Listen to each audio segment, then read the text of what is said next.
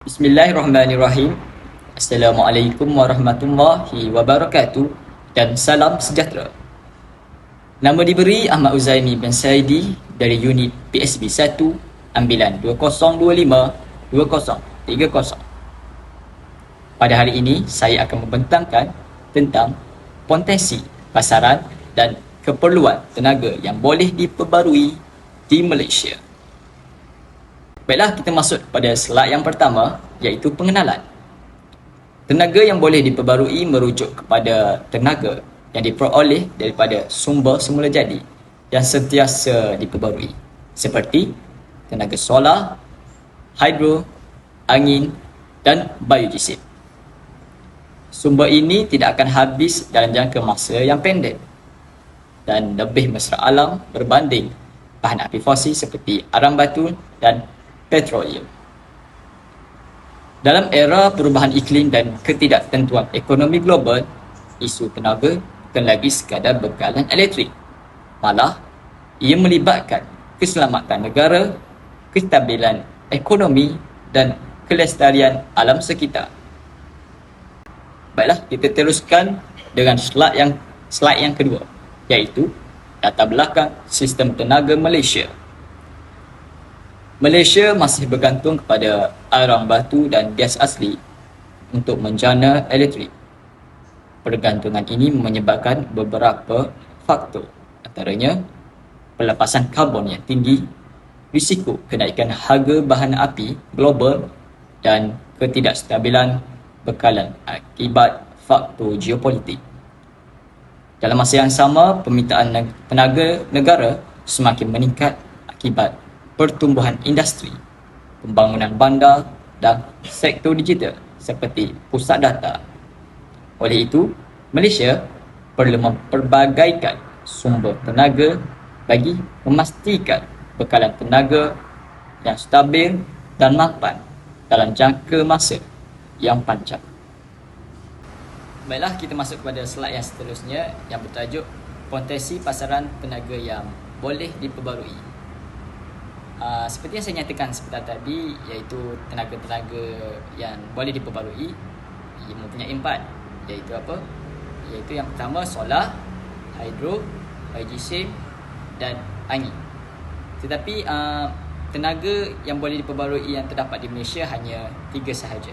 Jadi saya akan nyatakan 3 ini, iaitu solar, hidro dan biogeosit. Terlebih dahulu saya akan menerangkan berkaitan potensi tenaga solar.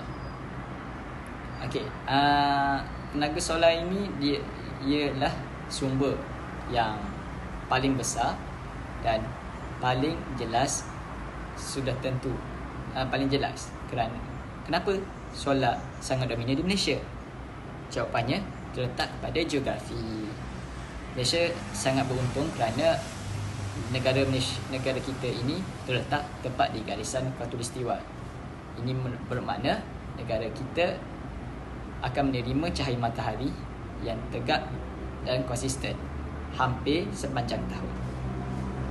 Jadi negara Malaysia ni tidak akan ada musim sejuk yang gelap, tetapi kita hanya ada hari yang cerah atau hari yang hujan, tetapi radiasi matahari masih tak ada. Jadi dengan faktor iklim begini, kerajaan telah mengambil langkah bijak dengan memperkenalkan 2 inisiatif besar, iaitu yang pertama Large Scale Solar LSS. Projek ini berskala industri. Bayangkan bekas-bekas lombong yang terbiar di Perak, di kawasan tanah lapang di utara tanah air ditutup dengan ribuan panel solar. Ia bukan sahaja menjana elektrik, malah memberikan nafas baharu kepada tanah yang tidak produktif. Yang kedua, kerajaan memperkenalkan Net Energy Metering ataupun nama ringkasnya NEM. NEM ni telah menyentuh hati rakyat kerana di bawah skim ini pengguna rumah dan kilang boleh menjadi penjana tenaga. Kita pasang panel sendiri di bumbung, kita guna untuk sendiri dan baki kita hantar ke grid nasional untuk menolak bil elektrik. Ia konsep pakai apa yang dijana tapi jimat apa yang lebih. Okay. Lepas tu kelebihan solar. kelebihan solar ini sangat nyata kerana kos operasinya rendah, iaitu matahari tidak perlu menghantar bil kepada kita. Pelanggaran juga minimum, hanya perlu pastikan panel bersih daripada habuk dan debu. Inilah masa depan yang bersih tanpa sebarang pelepasan kabel. Baiklah, seterusnya kita masuk kepada tenaga yang kedua, iaitu tenaga hidro. Tenaga hidro ni merupakan tenaga daripada sumber air. Okey. Jika di Semenanjung kita mempunyai solar, Sarawak pula adalah gegasi hidro kita dengan taburan hujan yang sangat tinggi dan muka bumi yang berbukit bukau di bumi Sarawak kita. Jadi di negeri Sarawak mereka mempunyai aliran sungai yang sangat baik dan sangat berkuasa. Jadi buktinya empangan seperti bakun dan murun merupakan bukti keupayaan kita. Kelebihan utama tenaga hidro berbanding solar ialah kestabilan. Solar yang bergantung pada waktu siang, tetapi air di empangan mengalir 24 jam sehari dan 7 hari seminggu. Ini menyediakan apa yang kita panggil sebagai base load power, iaitu tenaga asas yang diperlukan untuk menggerakkan industri berat dan pusat data gergasi. Itulah mengapa Sarawak kini menjadi pusat tarikan pelaburan asing, kerana pelabur asing ini mahu menggunakan tenaga yang murah dan hijau. Namun kita harus ingat pembangunan ini perlu dibuat dengan tanggungjawab terhadap alam sekitar dan kebajikan komuniti setempat agar pembangunan dan kelestarian berjalan dengan lancar. Okey, akhir sekali kita masuk kepada tenaga yang ketiga, iaitu tenaga biogesim. Jadi potensi tenaga potensi tenaga biogesim. Malaysia dikenali sebagai antara pengeluar minyak sawit terbesar di dunia.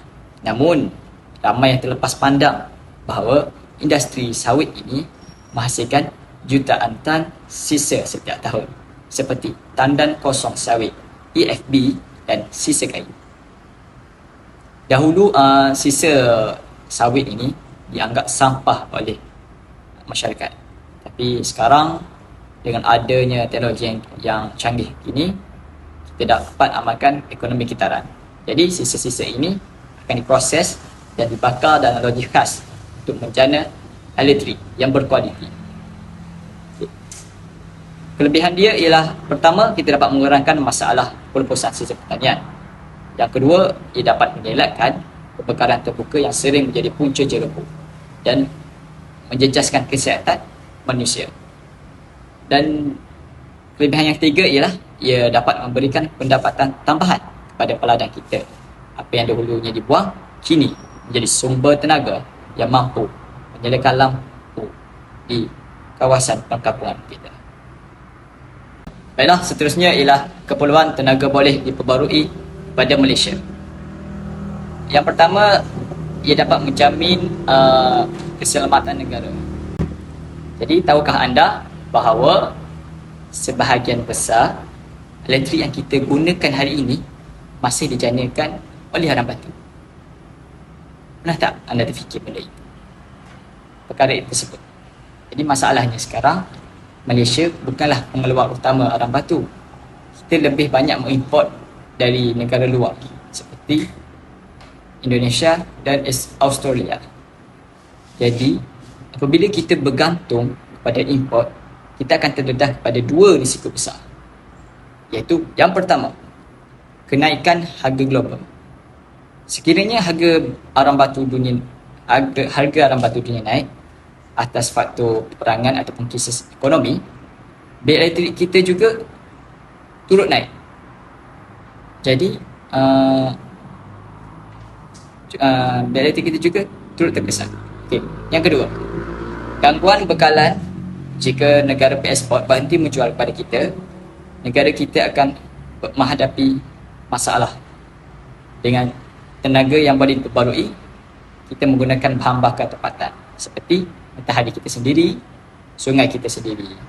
Jadi ini bukanlah sahaja menjamin bekalan elektrik yang stabil, malah ia adalah soal kedaulatan negara kita sendiri. Jadi kita tidak lagi perlu bimbang tentang krisis geopolitik di luar sana, kerana sumber tenaga yang kita ada di sini di bawah kawalan kita sendiri. Yang seterusnya ialah mengurangkan pelepasan karbon, tanggungjawab terhadap iklim. Baik, negara kita Malaysia telah berikrar di peringkat antarabangsa untuk mengurangkan intensiti karbon sebanyak 45% menjelang tahun 2030. Untuk mencapai sasaran ini, kerajaan telah melancarkan Pelan Hala 7 Peralihan Tenaga Negara, iaitu bahasa dia punya ringkasnya ialah NETR pada tahun 2023. Ini bukan sekadar dokumen di atas kertas kerja, tetapi pelan untuk menutup loji arang batu secara berperingkat dan menggantikannya dengan tenaga yang lebih bersih dan berkualiti. Okey, kenapa ia penting? Okey, kenapa ia penting ialah kerana setiap megawatt tenaga hijau yang kita jana bermakna kurangnya asap karbon dioksida yang dilepaskan ke ruang udara kita. Ini membantu mengurangkan kesan pemanasan global yang menyebabkan cuaca tidak menentu, banjir besar yang kerap melanda negara kita sekarang. Jadi kita mahu Malaysia dikenali sebagai negara yang bertanggungjawab, bukan negara yang menyumbang kemusnahan bumi, yang bertujuan untuk menjaga maruah imej negara. Okey, seterusnya ialah menyokong pertumbuhan ekonomi, yang di mana dunia perniagaan hari ini sudah berubah. Pelabur aplikasi dunia seperti Amazon, Google dan Microsoft kini mempunyai syarat yang ketat, iaitu mereka hanya akan membina pusat data ataupun kilang di negara yang mampu menyediakan tenaga hijau. Jadi jika Malaysia tidak mempunyai bekalan tenaga yang boleh diperbarui, jika pelabur ini akan lari ke negara jiran dengan menyediakan infrastruktur tenaga yang bersih. Kerana mereka, negara jiran ini menyediakan infrastruktur tenaga yang lebih bersih. Jadi sekarang kita sedang membina magnet untuk menarik pelabur asing FDI.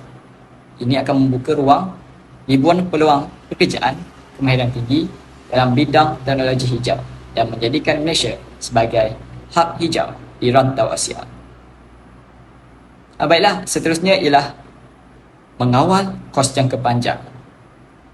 Okey, sebenarnya ramai rakyat yang merungut bahawa kos memasang solar atau membina empangan yang itu mahal. Untuk pengelolaan memang memerlukan kos yang tinggi, namun kita perlu melihat gambaran yang lebih besar. Yang kita perlu melihat gambaran yang lebih besar dan lebih ke depan. Jadi tenaga yang boleh diperbarui membantu menstabilkan tarif elektrik dalam jangka masa yang panjang. Bahan api fosil harganya naik turun macam roller coaster. Tapi matahari dan air kosnya adalah tetap percuma. Bila kita kurangkan bergantung kepada bahan api import, kerajaan juga boleh mengurangkan beban subsidi. Wang yang selama ini digunakan untuk subsidi elektrik boleh dialihkan kepada untuk membina lebih banyak sekolah, hospital ataupun infrastruktur yang lain. Jadi sebagai pengguna, ini bermakna bil elektrik akan lebih terkawal dan tidak mengejutkan di masa hadapan. Baiklah, itu yang terakhir sekali dalam topik keperluan tenaga yang boleh diperbarui di Malaysia ialah kelestarian alam sekitar dan sosial. Tenaga yang boleh diperbarui adalah demi tenaga bersih, bermaksud udara yang lebih segar, kurangnya pembakaran bahan api fosil, bermakna kurangnya pencemaran udara yang mengakibatkan penyakit pernafasan seperti asma dalam kalangan kanak-kanak dan warga emas. Ini boleh membahayakan nyawa masyarakat Malaysia. Jadi daripada sudut sosial pula, tenaga yang boleh diperbarui adalah kunci untuk pembangunan luar bandar. Di kawasan pedalaman Sabah dan Sarawak yang sukar dicapai oleh kabel grid nasional, kerajaan boleh kita tidak perlu menebang hutan untuk memasang tiang elektrik. Kita cukup sekadar memasang sistem solar mikro atau hidro kecil di sungai-sungai berdekatan untuk agar dapat memberikan akses elektrik kepada rakyat di pelosok negara, membolehkan anak-anak dapat belajar dalam keadaan selesa pada waktu malam dan secara tidak langsung dapat meningkatkan taraf hidup mereka.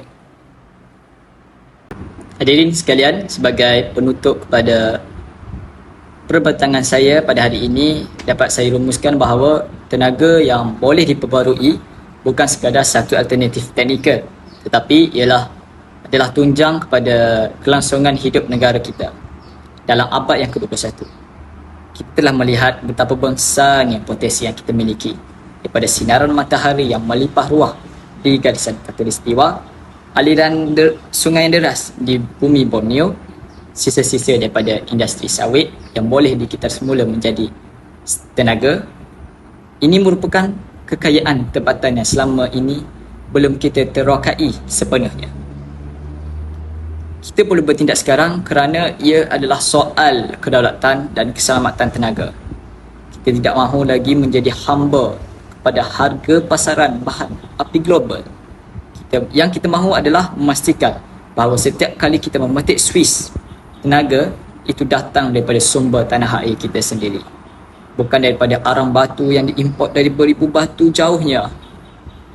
Dengan tenaga yang boleh diperbarui, kita membina benteng keselamatan tenaga yang lebih kukuh, stabil dan berkualiti untuk generasi yang akan datang. Baiklah, seterusnya ini adalah soal tanggungjawab moral. Sebagai warga dunia yang prihatin, Malaysia mempunyai peranan yang besar dalam menangani krisis perubahan iklim. Setiap langkah kita beralih ke arah tenaga bersih melalui National Energy Transition Roadmap ataupun NETR adalah sumbangan kita untuk memastikan bumi ini masih boleh didiami oleh anak cucu kita nanti tanpa ancaman bencana alam yang ekstrim. Kita memilih untuk menjadi sebahagian daripada penyelesaian, bukan sebahagian daripada punca masalah. Seterusnya, dari sudut ekonomi dan daya saing, peralihan tenaga ini adalah peluang keemasan. Dunia hari ini sedang memburu negara yang mampu menawarkan tenaga hijau.